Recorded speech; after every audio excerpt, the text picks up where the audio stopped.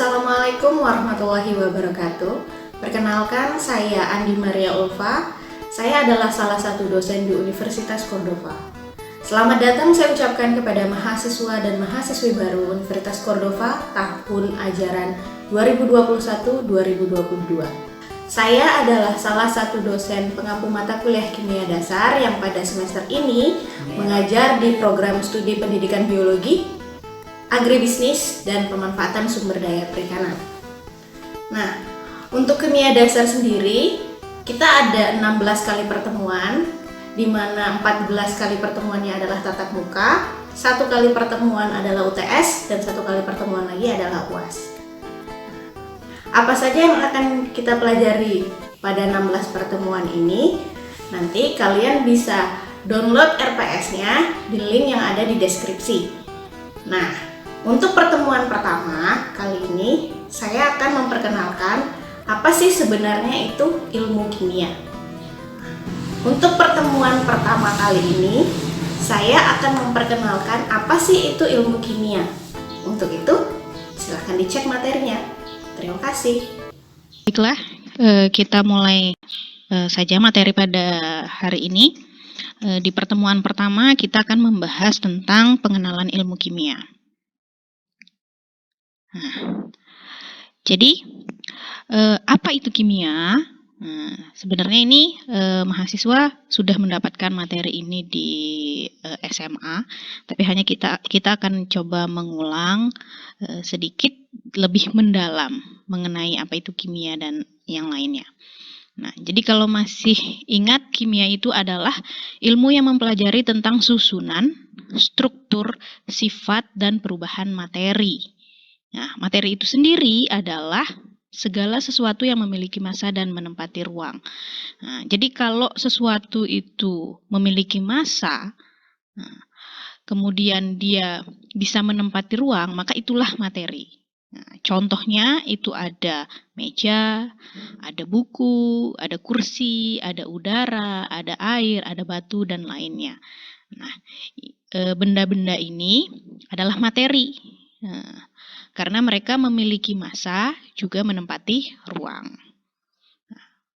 Materi sendiri mempunyai wujud, ada 3, yaitu wujud padat, wujud cair, dan wujud gas. Jadi kalau kita lihat di contoh ini, meja, buku, kursi, batu itu adalah wujud padat, udara itu wujudnya gas, kemudian air wujudnya cair. Nah, selanjutnya ilmu kimia itu terdiri dari 3 aspek dan 3 dunia. Apa saja? 3 aspeknya adalah struktur, energetika, dan kinetika. Sedangkan 3 dunianya adalah dunia makro, submikro, dan simbol. Nah, lebih jelasnya, 3 aspek dalam ilmu kimia. Yang pertama adalah struktur. Nah, jadi setiap senyawa kimia itu memiliki struktur-struktur tertentu, atau zat-zat kimia atau materi-materi itu memiliki struktur-struktur tertentu. Nah, perbedaan struktur inilah yang nanti menyebabkan perbedaan sifat dari zat tersebut. Nah, kalau cair, strukturnya berbeda dengan padat. Begitu juga dengan gas. Sehingga perbedaan struktur itu juga membedakan sifat antara cair, gas, dan padat. Selanjutnya energetika. Nah, energetika ini berasal dari kata energi. Jadi reaksi kimia itu selalu disertai dengan perubahan energi. Perubahan energi di sini, energi itu bisa dilepas ataupun diterima atau diserap gitu. Selanjutnya kinetika. Nah, kinetika sendiri di dalam ilmu kimia itu berhubungan dengan waktu atau kecepatan. Jadi ada reaksi kimia yang berlangsung spontan, ada reaksi kimia yang mungkin membutuhkan waktu yang lumayan panjang.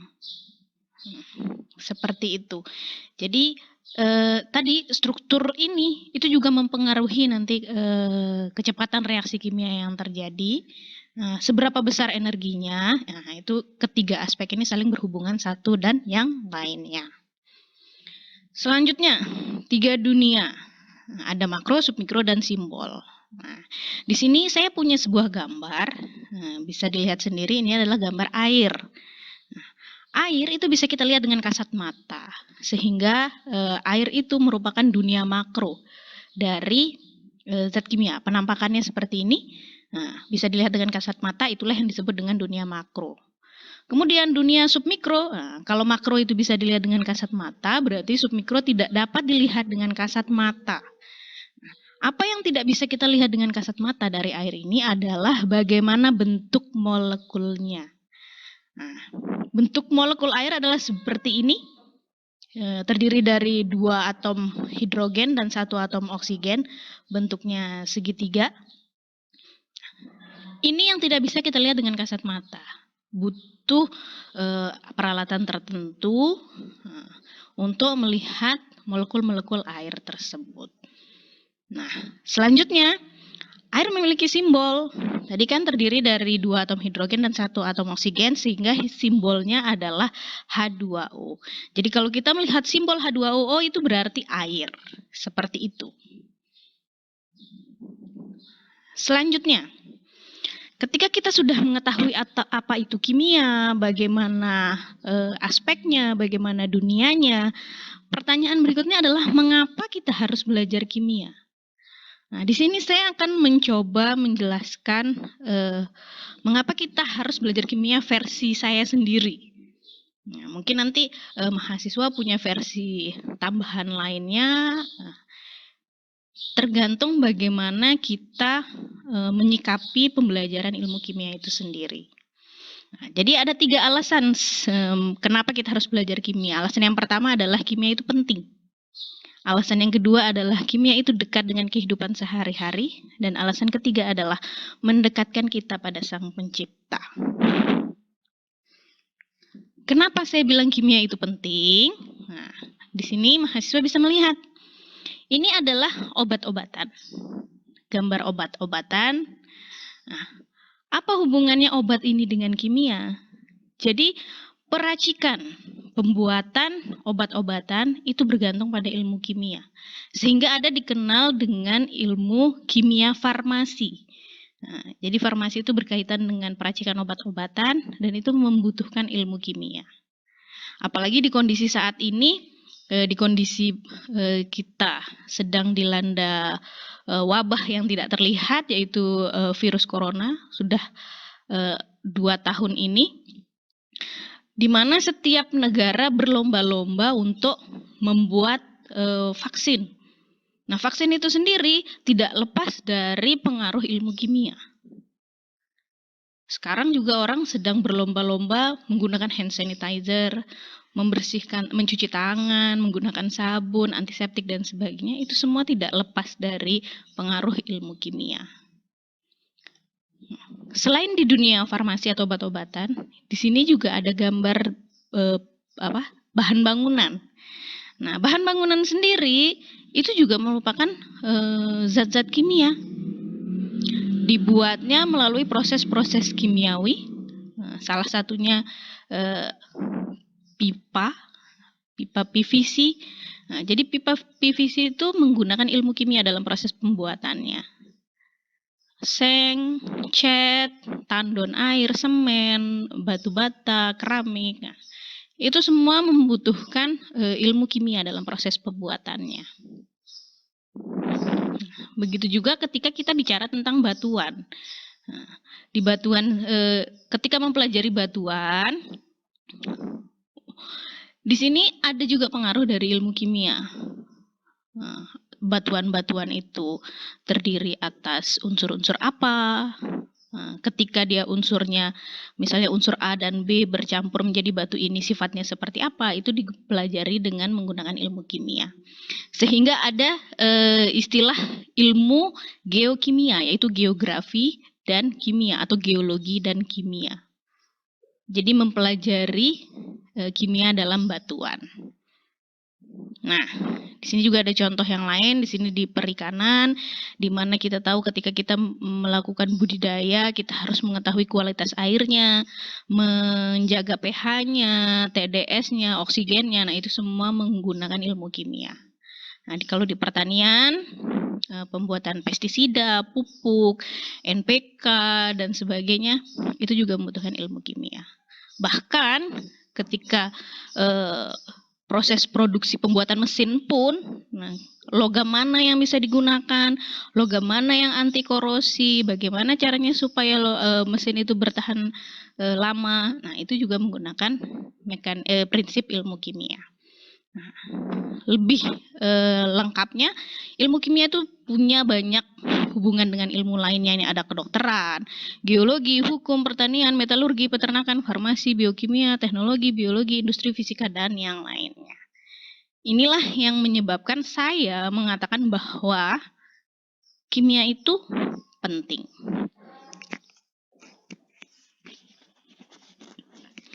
Selanjutnya, kimia itu dekat dengan kehidupan sehari-hari. Kenapa saya mengatakan kimia itu dekat dengan kehidupan sehari-hari? Kita lihat saja dari tubuh kita sendiri. Tubuh manusia itu 70%-nya terdiri dari air. Nah, tadi kita sudah bahas dunia makro, submikro, dan simbol dari air. Nah, berarti air itu termasuk salah satu materi. Nah, dia juga termasuk salah satu zat kimia. Air H2O, 70% tubuh manusia terdiri dari air. Sisanya ada mineral dan sebagainya. Yang itu juga nggak lepas dari prinsip ilmu kimia. Kemudian, nah jadi di sini ada beberapa contoh. Ini mungkin skincare gitu, dari lotion, pembersih wajah, toner, bedak dan sebagainya. Kemudian juga ada sabun, kapas, pasta gigi, shampoo. Nah, itu semua pembuatannya itu membutuhkan proses dari prinsip ilmu kimia. Jadi pembuatan sabun dan sebagainya itu ada prinsip-prinsip kimia yang masuk di dalamnya. Begitupun dengan apa yang kita konsumsi sehari-hari. Misalnya ada ayam, ikan, telur. Nah, ini mengandung protein. Nah, protein dibutuhkan di dalam tubuh. Nanti proses pemecahan sampai menjadi energi itu mekanismenya menggunakan mekanisme kimia. Nah, sayuran, buah-buahan itu terdiri dari vitamin, kemudian rasa manis dari buah-buahan itu merupakan sukrosa. Nah, itu juga adalah zat kimia. Rasa kecut di buah-buahan itu bisa menandakan bahwa mengandung asam dan sebagainya. Jadi apa yang tubuh kita sendiri, apa yang kita konsumsi sehari-hari, apa yang kita gunakan sehari-hari, itu tidak lepas dari yang namanya ilmu kimia. Itu makanya saya mengatakan bahwa kimia itu dekat dengan kehidupan sehari-hari. Selanjutnya, kimia mendekatkan kita pada Sang Pencipta. Nah, jadi di sini saya punya sebuah gambar. Ini adalah logam natrium yang ada di golongan 1A, dikenal dengan logam alkali. Nah, sifatnya itu dia sangat reaktif. Jadi sangat reaktif itu ketika bersentuhan dengan zat lain, dia akan, misalnya bersentuhan dengan air, dia akan cepat meledak. Bersentuhan dengan udara juga dia akan terkikis, bisa mengeluarkan panas. Nah, sehingga untuk menyimpan natrium itu biasanya disimpannya di dalam minyak. Dia logam yang sangat reaktif. Kemudian saya juga di sini ada gambar gas Cl2 atau gas klorin, warnanya hijau. Gas ini sifatnya sangat beracun. Nah, jadi kalau kita hirup gas ini baunya amat sangat luar biasa, kemudian bisa merusak organ paru-paru kita. Gasnya sangat beracun, bisa menyebabkan kematian. Nah, logam Na yang sangat reaktif dengan gas Cl yang sangat beracun, ketika mereka berdiri sebagai unsur Na dan Cl, mereka sifatnya berbahaya. Nah, tetapi kita punya garam dapur. Garam dapur itu kita gunakan sehari-hari, kita konsumsi. Bahkan ada yang mengatakan bahwa akan terasa hambar jika sayur tanpa garam. NaCl. Ternyata ketika menjadi garam dapur yang rumus kimianya NaCl, berarti kan terdiri dari logam natrium dan gas klorin, dia menjadi sesuatu yang aman bagi tubuh kita. Tapi ketika mereka berdiri sendiri sebagai unsur, ternyata mereka sangat berbahaya. Meskipun pembuatan NaCl ini bukan semata-mata direaksikan antara Na dengan Cl, tapi NaCl ini sudah ada terbentuk dengan sendirinya di dalam laut. Nah, yang membuat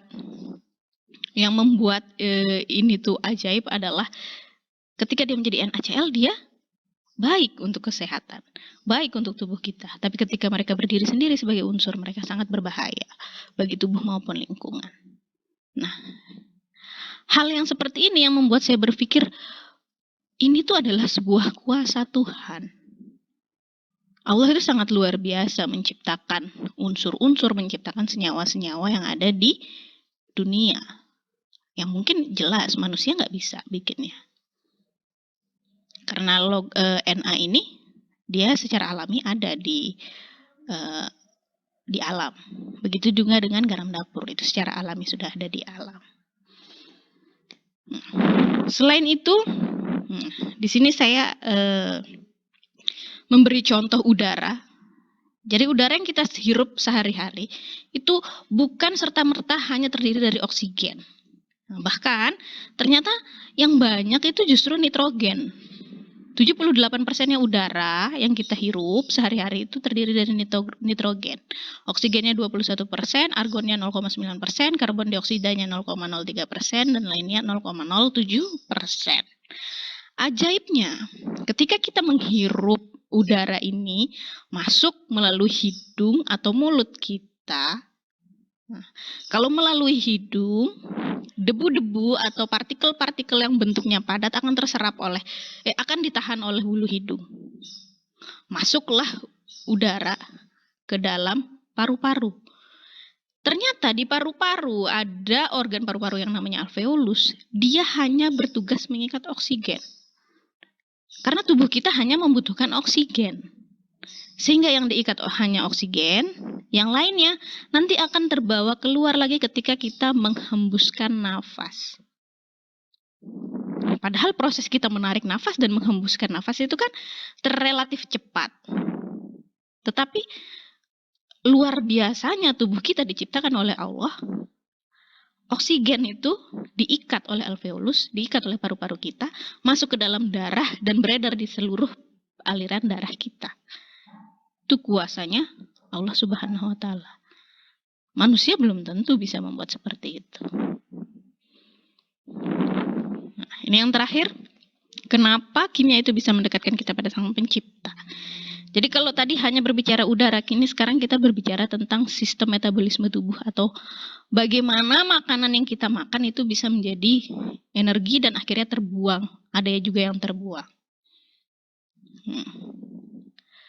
Jadi kuasa Allah sudah membuat sistem pencernaan, sistem metabolisme tubuh yang seperti ini. Bagaimana yang awalnya tadi kita makannya karbohidrat seperti nasi dan sebagainya, kemudian bisa diuraikan menjadi gula. Gula jadi glukosa, glukosa masuk ke hati, terus ada insulin, kemudian di dalam lambung nanti dipecah menjadi bermacam-macam dengan bantuan enzim, kemudian dengan bantuan juga asam lambung dan sebagainya. Hingga akhirnya masuk ke usus, ada yang diserap, ada kemudian yang dibuang. Akhirnya menjadi kotoran atau feses yang kita buang. Betapa luar biasanya sistem pencernaan ini. Jadi kalau kita belajar, oh ternyata kita makannya karbohidrat, ujungnya nanti jadi energi. Kita makannya protein, nanti ujungnya jadi energi. Kita makannya karbohidrat, ternyata juga bisa jadi glukosa. Nah, itu sudah ciptaan Allah. Kita diciptakan, sistem pencernaan kita sudah diciptakan secara sempurna untuk melakukan itu semua.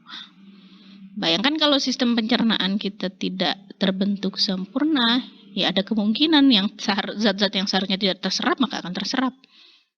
Zat-zat yang seharusnya dibuang malah tertampung di dalam tubuh. Itulah yang kemudian akan menjadi penyakit-penyakit.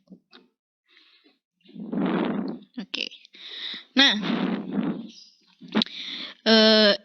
itu penjelasan mengenai kimia dan mengapa kita harus belajar kimia.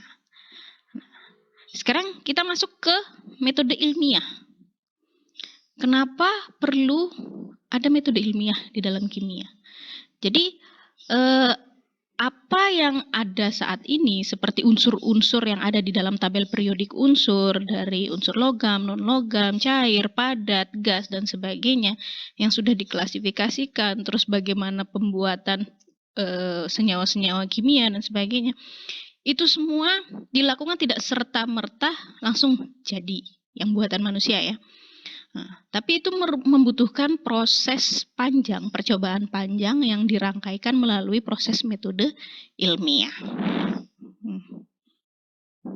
Nah, jadi ilmu kimia itu berdasarkan eksperimen atau percobaan. Nah, dan juga disandingkan dengan penalaran akal sehat.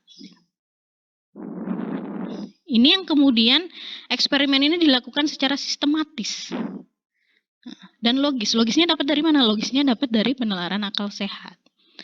Jadi melalui percobaan dan penalaran akal sehat kemudian ditemukanlah sesuatu yang sifatnya sistematis dan logis. Nah, rangkaian inilah yang disebut dengan metode ilmiah. Jadi ilmu kimia itu didapatkan dengan proses ini. Pengembangan ilmu kimia itu prosesnya seperti ini. Bukan serta-merta, oh Na itu begini. Oh garam dapur itu begini. Oh kalau kita, semuanya ada percobaan, ada eksperimennya. Yang mungkin nanti kita akan bahas di pertemuan-pertemuan berikutnya bagaimana ilmuwan-ilmuwan itu akhirnya menemukan yang namanya atom, sistem periodik unsur, elektron, neutron, proton, dan sebagainya. Nah, proses atau kerangka metode ilmiah itu sendiri dimulai dari observasi. Observasi itu adalah pengamatan. Jadi kita mengamati dulu nih. Nah, misalnya saya kasih contoh yang dekat dengan di KSB mungkin masalah gelondongan emas. Jadi kita tahu di KSB ini marak gelondongan emas, tambang rakyat istilahnya. Yang kemudian limbahnya biasanya terbuang begitu saja ke dalam sungai. Masuk ke aliran sungai, akhirnya digunakan oleh masyarakat, sampai adalah beberapa kasus yang menyatakan bahwa di sekitar gelondongan emas itu anak-anak mengalami penyakit gatal di kulit. Jadi itu kita bisa amati nih. Kita amati, oh ternyata kalau ada di dekat gelondongan emas ada aktivitas kehidupan, ternyata anak-anaknya mengalami penyakit gangguan kulit atau penyakit kulit. Nah seperti itu. Itu misalnya hasil pengamatannya. Nah dari hasil pengamatan itu kemudian kita rumuskan masalahnya. Masalah sendiri berupa pertanyaan-pertanyaan. Jadi pertanyaannya bisa saja berupa kenapa anak-anak yang tinggal di sekitar gelondongan emas mengalami masalah kulit atau mengalami penyakit kulit. Baru kita punya hipotesisnya. Karena mereka tinggalnya di sekitar gelondongan emas, maka bisa saja kesimpulan sementaranya atau yang hipotesisnya itu adalah anak-anak mengalami gangguan kulit dikarenakan air yang tercemar limbah gelondongan emas. Bisa seperti itu. Nah, untuk membuktikan hipotesis atau kesimpulan sementara itu, maka dilakukanlah eksperimen atau percobaan. Bisa saja dengan cara menguji. Menguji air itu kandungannya apa saja. Nah, ketika misalnya dia mengandung senyawa X, ternyata senyawa X ini sifatnya beracun.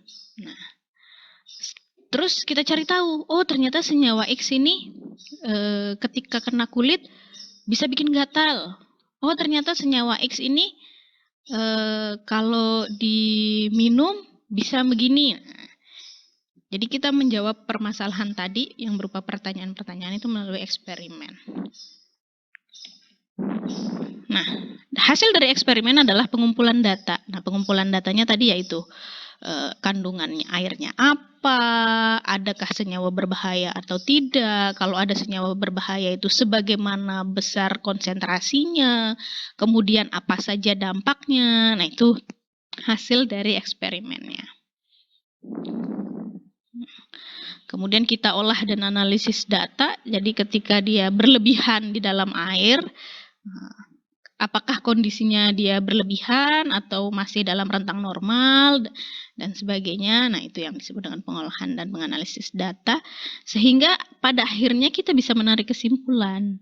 Nah, benar nggak yang tadi kita bilang nih, hipotesis itu bahwa anak-anak di sana mengalami gangguan atau penyakit kulit karena limbah gelondongan emas yang masuk ke air.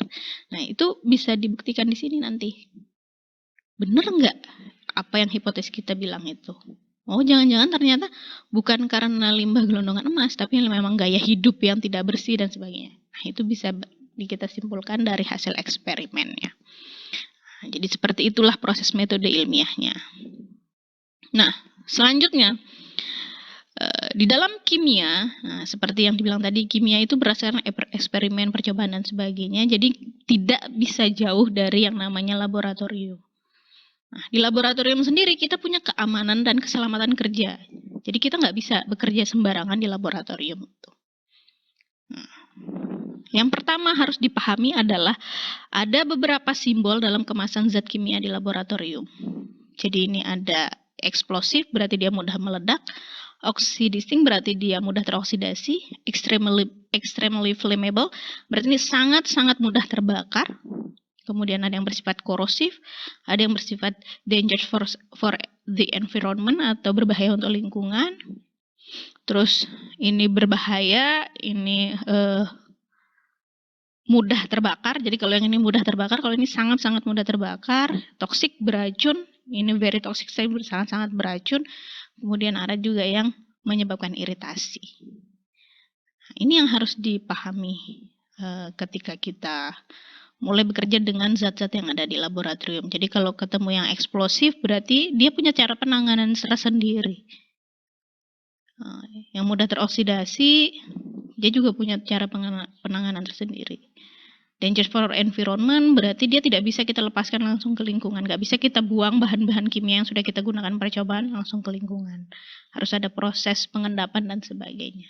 Nah, ini yang harus diketahui sebelum kita mulai bekerja. Selain itu, ada beberapa peralatan yang dibutuhkan, yang harus kita punya standar dalam bekerja di laboratorium. Yang pertama kita punya APD. APD adalah alat perlindungan diri. Nah, kalau alat perlindungan diri berarti ini yang digunakan untuk melindungi tubuh kita sendiri. Untuk melindungi tubuh kita sendiri. Nah, di sini ada sarung tangan, ada sepatu, ada masker, ada kacamata, ada jas lab. Nah, ini yang perlengkapan standar yang harus kita gunakan ketika kita melakukan percobaan di laboratorium. Kemudian, di laboratorium harus ada P3K. Penanganan pertama pada kecelakaan. Nah, berisi obat-obatan yang dibutuhkan untuk penanganan pertama pada kecelakaan. Kemudian yang ketiga, harus punya alat pemadam api. Seperti yang tadi dijelaskan, bahan-bahan kimia itu ada beberapa yang mudah terbakar, sehingga harus ada alat pemadam api di laboratorium. Nah, jadi ini adalah hal standar yang harus dimiliki oleh laboratorium dan laboran atau yang melakukan kerja laboratorium. Nah, kemudian ada juga lemari asam. Jadi lemari asam ini fungsinya untuk mereaksikan zat-zat asam yang sifatnya, yang konsentrasinya sangat tinggi sehingga sifatnya berbahaya. Nah, kalau yang ini biasanya yang sudah ada di lab-lab besar, lab-lab yang membutuhkan kerja teliti dengan bahan-bahan kimia yang sangat-sangat berbahaya. Jadi di sini ada shower. Kalau tubuh kita terpapar bahan kimia, maka langsung dibersihkan di shower ini. Kemudian ini ada air untuk membersihkan mata. Ini ada cairannya nanti di sini. Kalau mata kita iritasi bahan kimia, langsung dicuci dengan air yang ada di sini. Dan ini adalah cairan penetral yang bisa diminum. Jadi kalau kita mengalami keracunan, Nah, harus dinetralkan dulu sebelum dibawa ke rumah sakit atau ke pengobatan terdekat. Itu yang dibutuhkan di laboratorium. Nah, di sini saya punya tebak-tebakan.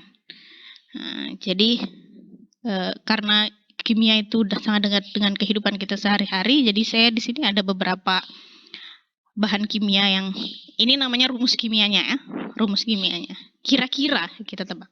CH3COH ini apa sih? Jadi CH3COH itu adalah cuka makanan. Dekat dengan kehidupan sehari-hari jelas. Yang suka makan bakso, yang suka makan soto, biasanya menambahkan cuka di dalam kuah bakso atau kuah sotonya. Selanjutnya ada C2H5OH yaitu alkohol. Nah, ini juga sering kita lihat ya di apotek-apotek, biasanya digunakan untuk membersihkan luka. Kemudian ada C4H10 dan C8H18, ini adalah bensin. Yang ini bensin premium ya. Kemudian ada HCl. HCl itu biasanya terkandung di dalam pembersih lantai. Kalau namanya asam klorida. Nama kimianya. Nah, biasanya dia terkandung di pembersih lantai. Kemudian ada juga H2SO4, ini nama kimianya asam sulfat, adanya di aki kendaraan. Kemudian ada C6H12O6, ini namanya glukosa, ini biasanya terkandung di dalam gula. Dan yang terakhir ada CH4N2O, ini adalah urea, pupuk yang biasanya digunakan dalam pertanian. Oke. Untuk pengenalan ilmu kimia mungkin itu saja yang bisa saya sampaikan. Lebih kurangnya nanti kita bisa berdiskusi selanjutnya. Silahkan bisa WA atau ketika kita berdiskusi di dalam kelas. Nah, satu pesan saya untuk mahasiswa. Jadikanlah setiap tempat sebagai sekolah dan jadikan setiap orang sebagai guru. Jadi belajar itu tidak hanya di kelas, tapi di mana saja, apapun kegiatan, mau di dalam kelas atau mau di luar kelas, silahkan dijadikan sebuah pembelajaran. Dipetik hikmahnya, diambil yang positifnya, dibuang yang negatifnya. Begitu dari saya, kurang lebihnya saya mohon maaf. Terima kasih atas segala perhatiannya. Wabillahi taufiq wal hidayah. Wassalamualaikum warahmatullahi wabarakatuh.